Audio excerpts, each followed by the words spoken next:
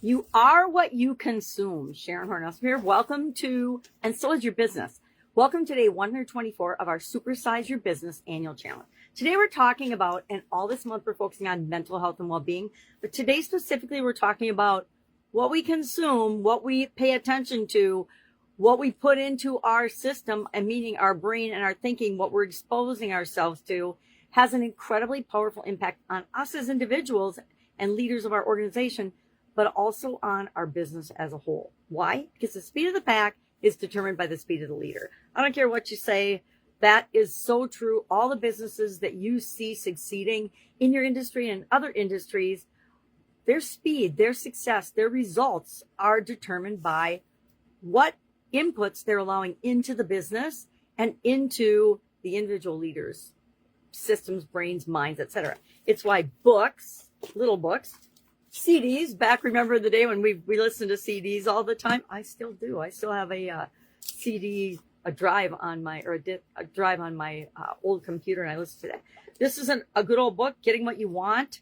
I don't even remember when this was published, but I have literally hundreds and hundreds of books, maybe thousands. I have a bunch in storage that every once in a while, my brain will say, go back and find that exercise in whatever book. I also have a whole stack of books that are my to-read book pile. And I'm legally blind. So if you're going to tell me excuses about why you can't read or how you can't read or how you can't consume good things and be feeding your brain the things that it needs for you to create the life that you want, I'm probably not going to be very sympathetic, right? Because there's always a way to do what you want to do. Now, why is this important? Because I think we've all heard the saying, garbage in, garbage out. If we and the people in our organization are consuming a lot of garbage and negativity and trash, outside of the workplace, definitely not in the workplace.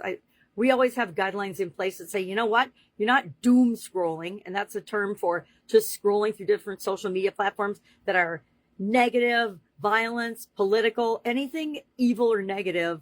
None of that is allowed in the organizations that I am a part of. Why? Because you bring that energy into the organization, which is the last thing we want in our culture.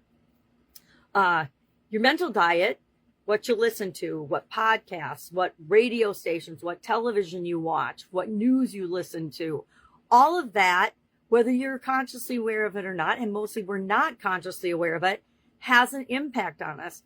I'm going to share a story that just happened yesterday because that's part of our assignment today is look at what you personally consumed over the last 24 hours in terms of what you listen to, what you watch, what did you participate in for activities, what kind of people were you around, etc. And we're just doing our own little audit of this, just on a piece of paper. But the one thing I noticed as I came up with this this is what we're going to do for an action item tomorrow, is I realized I had turned on Saturday. I needed a break. I've been going 100 miles an hour on a couple of projects that I'm a part of and working on.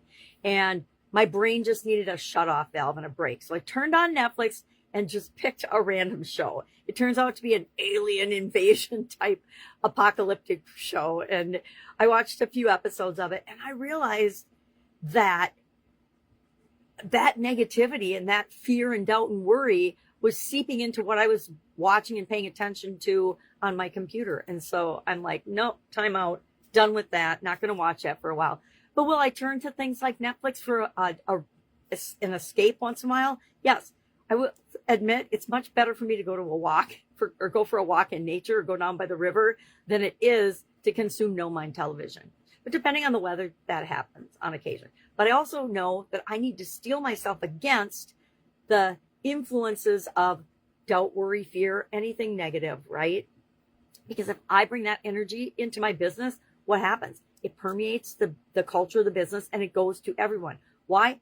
Because I'm supposed to be the leader and the figurehead. That means I have to be a role model and a good example. Not an example or a warning. I want to be a good example, not the warning. And if I'm coming in and I'm talking about the apocalyptic show that I saw last night and how afraid everybody was and all the worry and the violence, is that going to add positively to my culture? No. Is that adding positively to my life? No. Is it entertainment?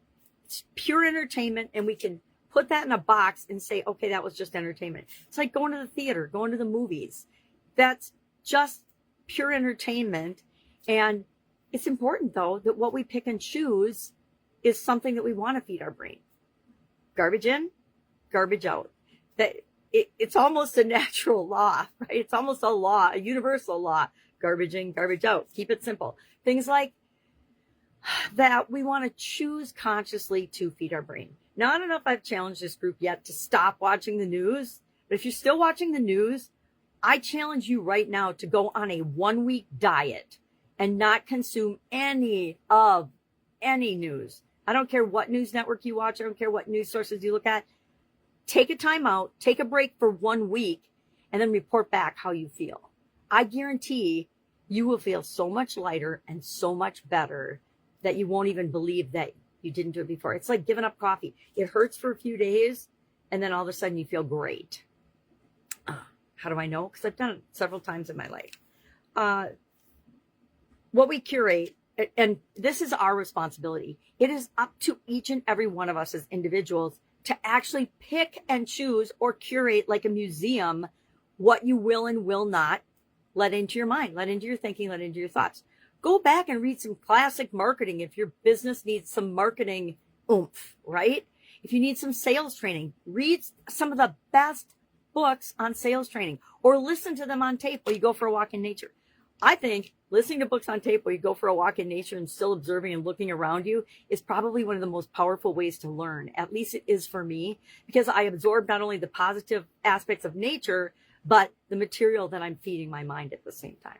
I think for about 2 years, I walked around the park every day with headphones on and listened to different courses. They weren't courses back then, books on tape and things, because my vision was getting bad. And I stopped doing it when I realized I wasn't paying attention to all the beauty that was right around me. I wasn't being grateful and paying attention for that when it was all right around me. And it was a profound change when I switched that sound off and started listening to nature. I absorbed and got so much more and so much more positive inputs to me from my walk. Now I pick and choose and curate when I want to listen to something that's a priority to feed my brain. I'll listen to that while I go for a walk, but I won't always, because sometimes I just want to practice being present. I don't know about you, but I spent at least 2 decades, maybe 3, running through my life and not really being present for anything, not being present 100% at work because I was worried about the family. And with the family, I was worried about the businesses or work. And so I don't recommend that as a way of life. It takes a toll on you. That's all these wrinkles are from. So today, what are we going to do? I want you to evaluate your professional consumption and what you let into your thinking and your mind and your brain. I'm in a community right now that subscribes to the one source rule, and I understand why they do that, but I'm not a one source person. I never have been. Even back in high school, when we had to do a term paper, I would go over to the Hill Reference Library in St. Paul, Minnesota, and I would go to the reference room and I would get at least a dozen sources. If we were supposed to have 3, I would get 12. If we were supposed to have 5, I would get 20. Why? Because I knew way back then even that when I read a book, when I listen to somebody's podcast, or I listen to a program, even when I listen to Louise Hay, You Can Heal Your Life, or anything, I know that I need more than one other human being's point of view or perspective on it. Why? Because otherwise we're just blindly following someone else. Now, if it's a skill we want to acquire, now I'm doing this one source, people, because there's one skill I want to acquire that I've never considered myself very good at, and they are the best at what I want to do. And so that's why I'm modeling them.